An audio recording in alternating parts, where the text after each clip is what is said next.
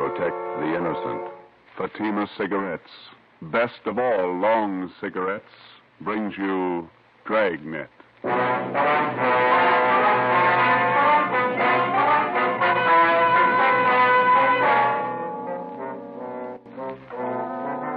a detective sergeant. You're assigned to homicide detail. A confessed murderess is paroled from the state prison for women. After 7 months, the parole office loses contact with her. Your job, find her. If you want a long cigarette, smoke the best of all long cigarettes. Smoke king-size Fatima. Fatima is the long cigarette which contains the finest Turkish and domestic tobaccos superbly blended to make Fatima extra mild. And that's why Fatima has a much different, much better flavor and aroma than any other long cigarette. That's why Fatima has more than doubled its smokers coast to coast. So, enjoy Fatima, the best of all long cigarettes. It's wise to smoke extra mild Fatima. It's wise to smoke extra mild Fatima.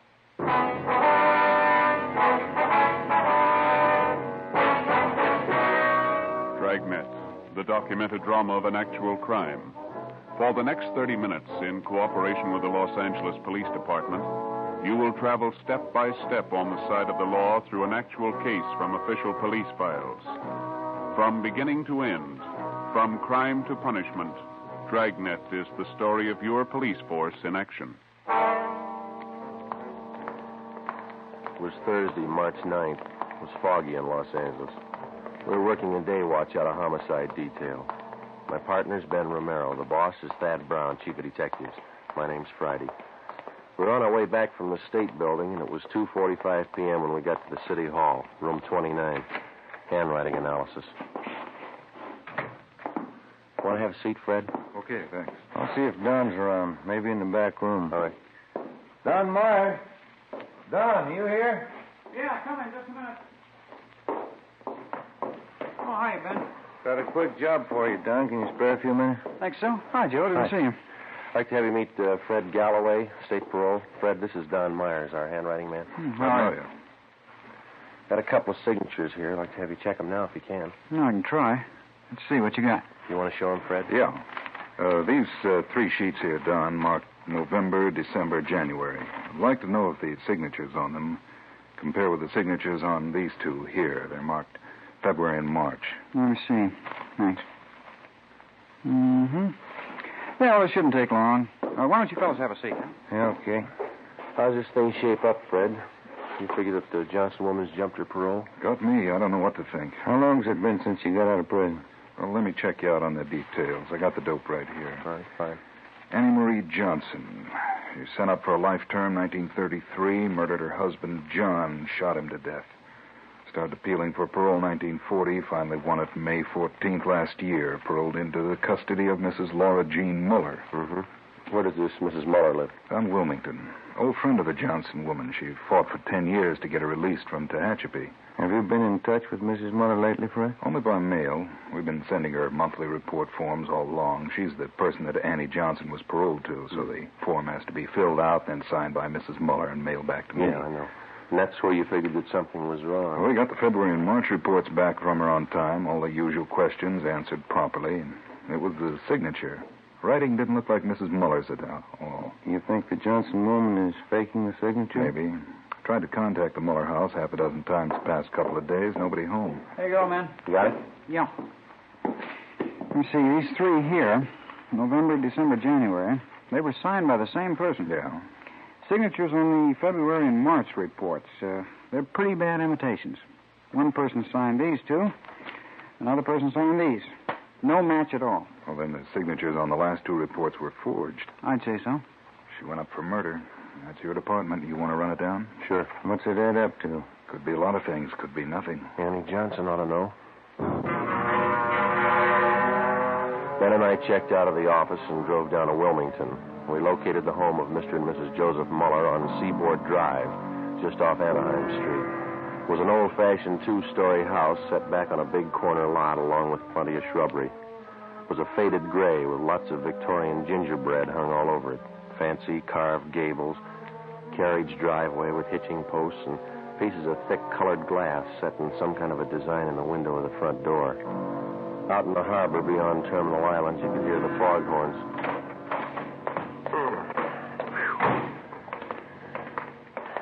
They sure get the fog out here, don't they? It's pretty thick today. My aunt used to live just above here, Grant Avenue. Oh, uh-huh. Couldn't take the fog, so she moved out the valley. Garden could stand some taking care of. Yeah, weeds are doing fine. Want to try it again?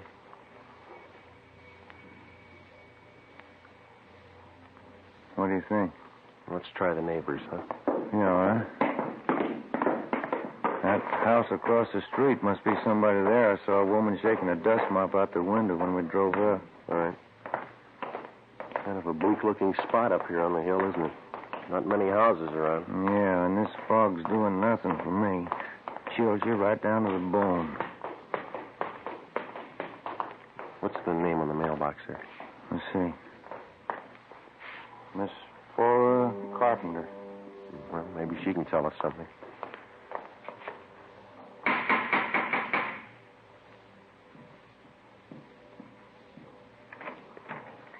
Are you the sewing machine man? No, ma'am. We're police officers. Like to ask you a few questions. Oh, I'm sorry. I thought you came about my finger. No, ma'am.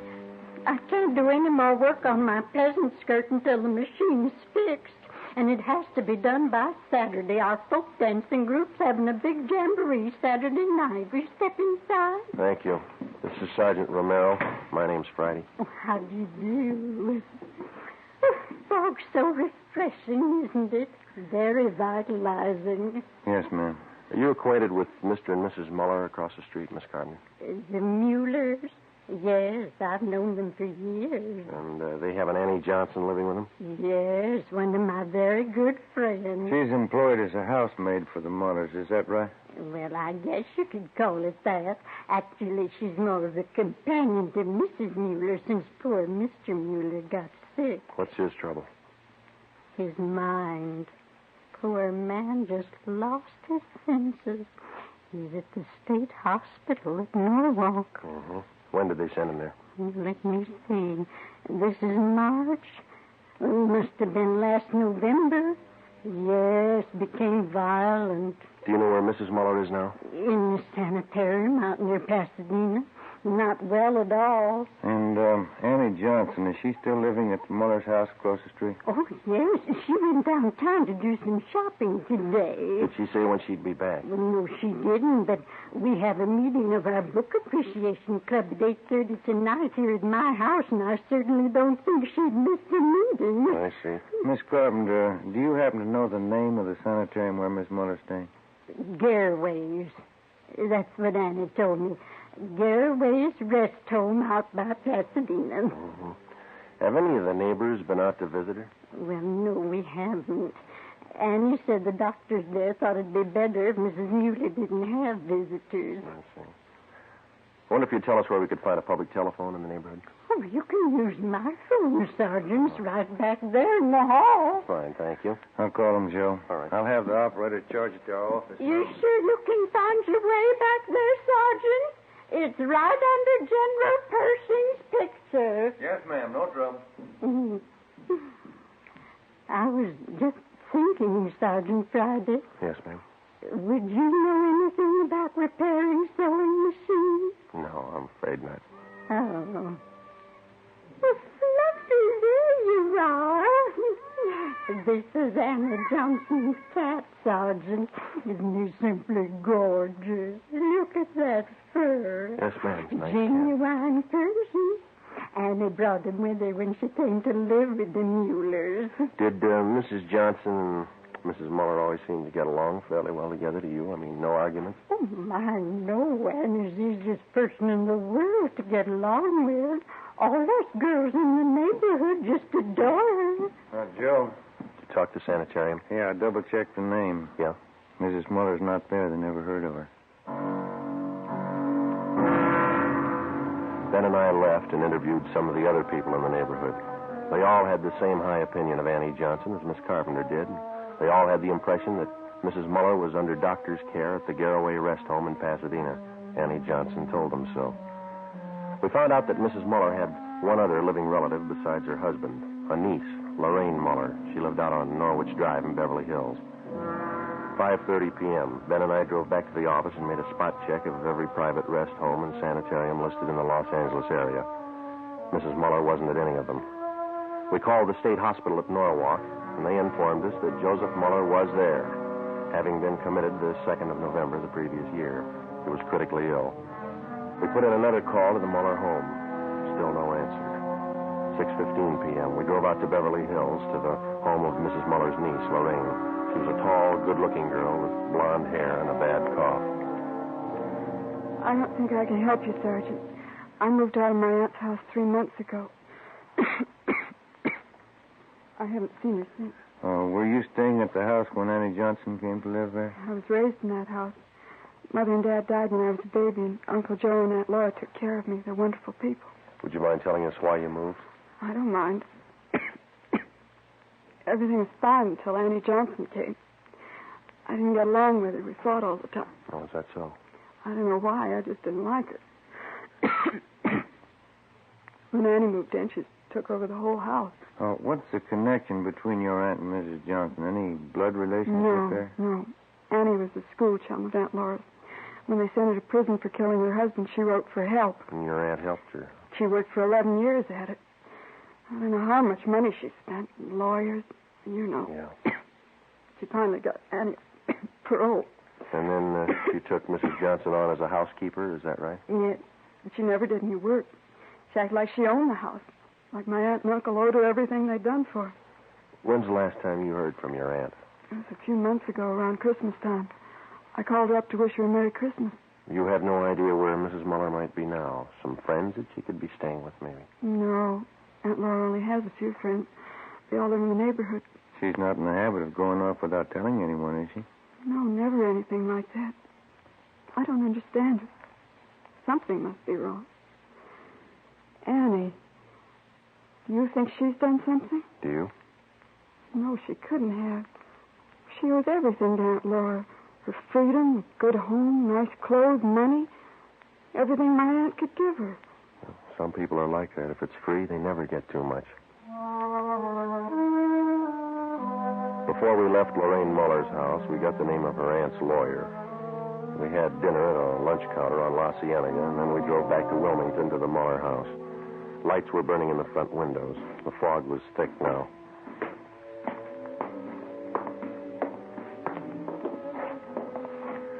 Guess that's her singing. Yeah. You want to ring the bell? Mm-hmm. Can you see in through the curtains, Joe? Yeah, she didn't hear it. Let's ring it again.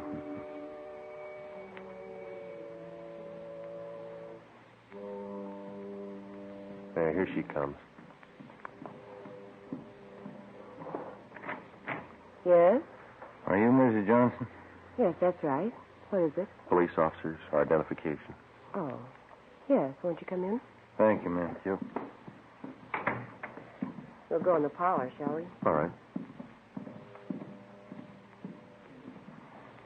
Now, what is it you gentlemen want to know? Well, it's about your monthly parole reports, Miss Johnson, the ones for February and March. Yes? We think the signatures on those two reports are forged. Oh, those. Mm-hmm. Oh, yes. I don't know what to say. I really didn't think it was that serious. I knew the reports had to be sent in. Did you sign Mrs. Muller's name on them? Well, yes, I did. You see, Laura Muller's at a sanitarium now, resting up. Mm-hmm. And I didn't want to bother her with all this business, so I signed them and put them in the mail. But forgery, I didn't think it was that serious. Mm-hmm. Which sanitarium is Mrs. Muller staying at? Garraway's. A very nice place. It's near Pasadena. She's been there about 2 months now. Have you been out to visit her yet? No, I haven't. I'm a little ashamed of myself. I've just been too busy keeping up the house here. It's lots of work. Yes, I understand. I suppose you drove Mrs. Muller to the sanitarium. As a matter of fact, I didn't. You see, we don't have a car, so she took a taxi cab. Have you telephoned Mrs. Muller at the sanitarium? Just once the day she went in. She's there for a good rest. I don't feel that anyone should bother. Not even myself. Does she have any other relatives? Besides her husband, that is. None at all. Poor Mr. Muller. We had to send him away, to Norwalk State Hospital. Yes, ma'am. Got out of hand. Just terrible. He almost murdered poor Laura once, and those were awful days. He's much better off where he is. Yeah, it's too bad. Well, that's about all, Miss Johnson. Oh, here. Let me show you to the door. Thanks. You'd better contact your parole officer the first thing in the morning and clear up this matter of the reports. I'll do that. Thank you. Mm-hmm. Good night, Miss Johnson. Thanks again. All right. Good night.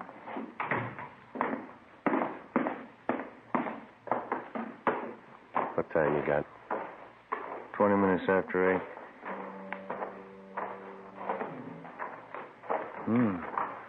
The light just went on in the attic. Yeah. What do you think? We better go take a look around. What do you think we'll find? I don't know. Maybe a reason for some of those lies she told us. 8:35 p.m. Annie Johnson left the house and crossed the street to Miss Carpenter's place. In the Muller house, in a small desk in one of the rear bedrooms on the first floor, we found a file from Mrs. Muller's business papers. In the file, we located 3 of her insurance policies. There was one for $5,000 and 2 for $3,500.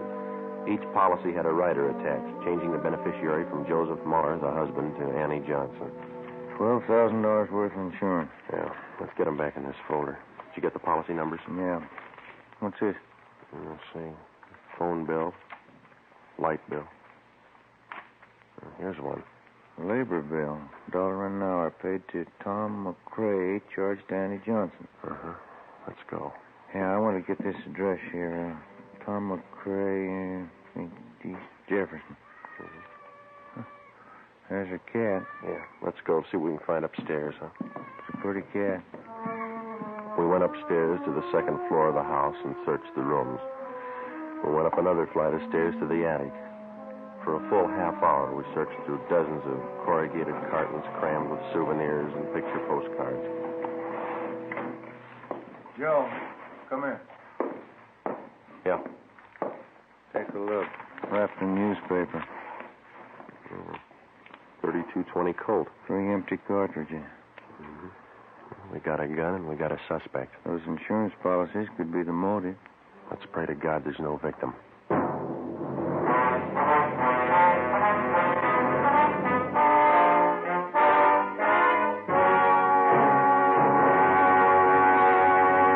You are listening to Dragnet for the step-by-step solution to an actual police case. Here, step by step, are the reasons why Fatima has more than doubled its smokers from coast to coast. Step 1. The name Fatima has always stood for the best in cigarette quality. Step 2. Long cigarette smokers discover Fatima has a much different, much better flavor and aroma. Step 3. Long cigarette smokers find Fatima extra mild. Fatima is the long cigarette which contains the finest Turkish and domestic tobaccos superbly blended to make Fatima extra mild. And that's why more and more smokers every day agree it's wise to smoke extra mild Fatima. It's wise to smoke extra mild Fatima. Yes, the name Fatima on that golden yellow package is your insurance of an extra mild smoke. So enjoy king-size Fatima, the best of all long cigarettes. 10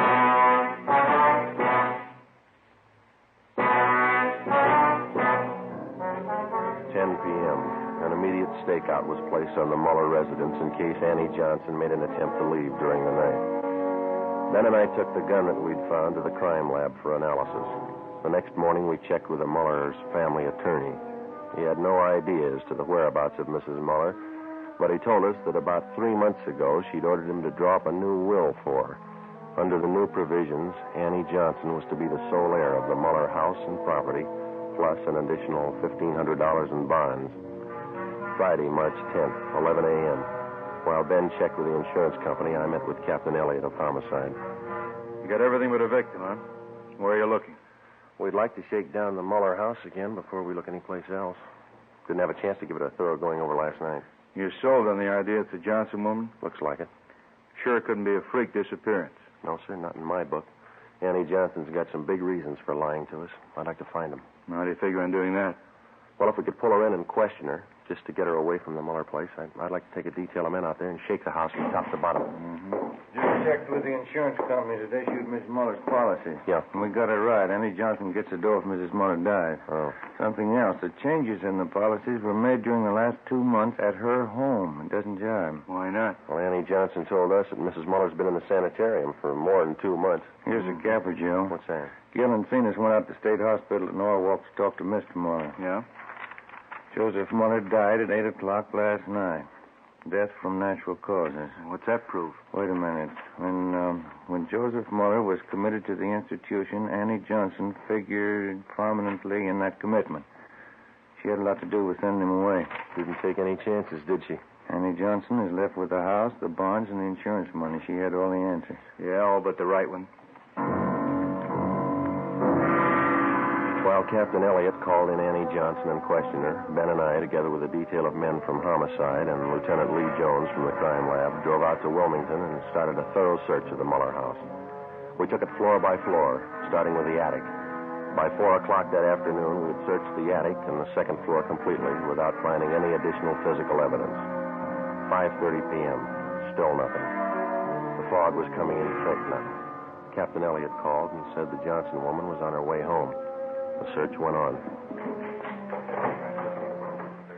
Anyone check the cellar yet? Let's give it a look, huh?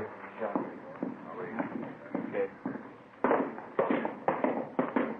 Joe, come on down. Please with me. We're checking some stains. What do you got, Lee? Picked up this line of stains here, Joe. They run down from the top of the stairs. Pretty faint. Let me see. Mm-hmm. Try a few drops of benzodine, see what happens. Okay. Let's have a look around, Gil, see what we can find. There's no lights down here. You'll have to use your flash. I got one. Well, not much of anything, is there? I guess they use the attic for their storage place. Yeah. Wait a minute. Put the light over this way, will you, Gil? No, in the corner. That's it. See something? I don't know. Yeah, have a look here. New patch of cement. Looks pretty new alongside the rest. Yeah. There's a sledge and a couple of shovels back in the garage. Get them, will you? Yeah. Joe, Yeah. they just turned blue. Blood. Lee Jones took some sample scrapings and went back to the crime lab to give them a precipitant test to determine if the stains were made by human or animal blood. We broke away the patch of new cement work in the cellar, and we began digging. 6:30 p.m.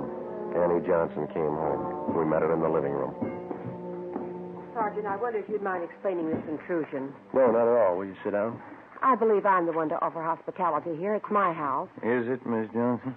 Well, it's in my charge. It's my responsibility. Yes, ma'am, it is. We'd just like to clear up a few things, that's all. I think the police department's taken up enough of my time. I spent half the day at the city hall answering silly questions. Now, if you'll excuse me, I have an appointment at the beauty shop at 7 o'clock. Maybe you better cancel it. I don't see any reason why I should. What is that noise? Coming from the cellar. Someone's down there. They're police officers, Miss Johnson. We're searching the house. Searching this house? With whose permission? Maybe they didn't make it clear to you downtown. We've got a good reason to believe that a crime's been committed. Why? Ms. Muller. She's missing. I told your Captain Elliott this afternoon. Laura could have left the sanitarium. She might have gone east to visit some friends in Cincinnati, I think. She has some friends in Cincinnati. How could Mrs. Muller leave the sanitarium? She was never there. Maybe she didn't stay at Garraway's. Could have been another rest home. But she said you phoned her at Garraway's. You said you talked to her there. Those men downstairs, they're going to dig up the whole house? I try. This bill, Mrs. Johnson, would you mind telling us what it was for? There was a section of the cellar floor. It had never been cemented. I decided to have it done while Laura was away. The men are digging it up, Miss Johnson. Well, why are they digging it up? What right have they? Investigation. We'll see that the cement work is redone when we're finished. Well, this is impossible. I forbid it. This house is my responsibility. No need to worry. Everything will be left exactly the way it was. We'll leave the house just as soon as the men are finished. Oh. Well, then perhaps I can keep my appointment with the hairdresser. I won't be long. Should be back around 9. I'm sorry. I think you better stay. But I've told you everything I know. Did you kill Laura Muller? Did I kill... I can't take any more of this. Why would I want to kill Laura? She's done everything for me. She's given me new life. Did you kill her? Why, no, of course I didn't kill her. No, and there's no need to be upset. Oh, my nerves. I got to have something. Glass of sherry. Yes. Diggy, how long is it going to take them? That all depends, ma'am. There's no reason for this. You don't know that anything's happened to Laura. That's right. Laura's the best friend I have in the world.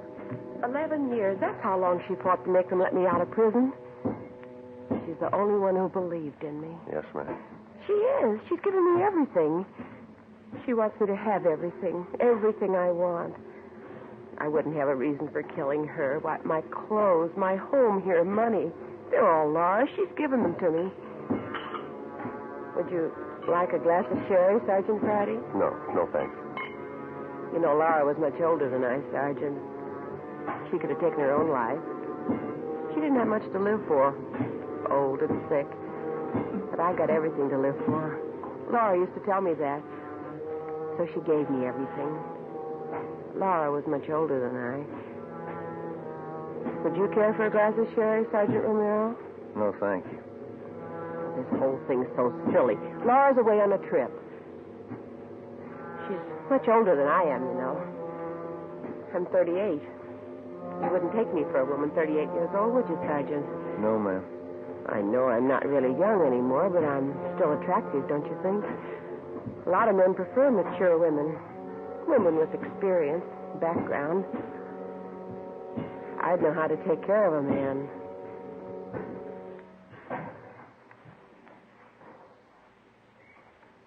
Joe. Yeah.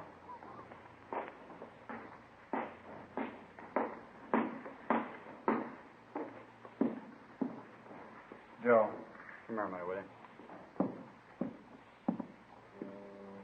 Yeah. We found her.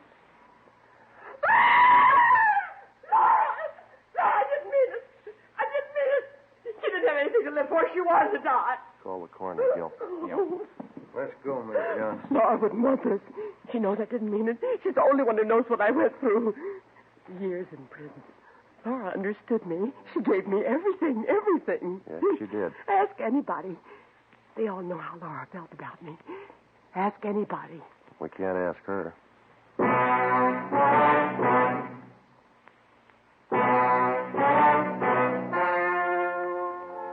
The story you have just heard was true. Only the names were changed to protect the innocent. On July 14th, trial was held in Superior Court, City and County of Los Angeles, State of California. In a moment, the results of that trial. It's amazing how many long cigarette smokers are changing to Fatima. Here is the actual report. From coast to coast, king-size Fatima has more than doubled its smokers. Yes, more and more smokers every day are discovering that Fatima is the best of all long cigarettes. Long cigarette smokers find Fatima has a much different, much better flavor and aroma. Long cigarette smokers find that Fatima is extra mild because it's the long cigarette which contains the finest Turkish and domestic tobaccos superbly blended to make it extra mild. So enjoy extra mild Fatima. Best of all long cigarettes. It's wise to smoke extra mild Fatima. It's wise to smoke extra mild Fatima.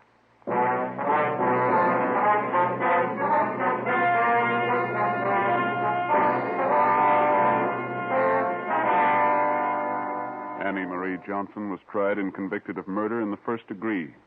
She was executed in the lethal gas chamber at the state penitentiary, San Quentin, California.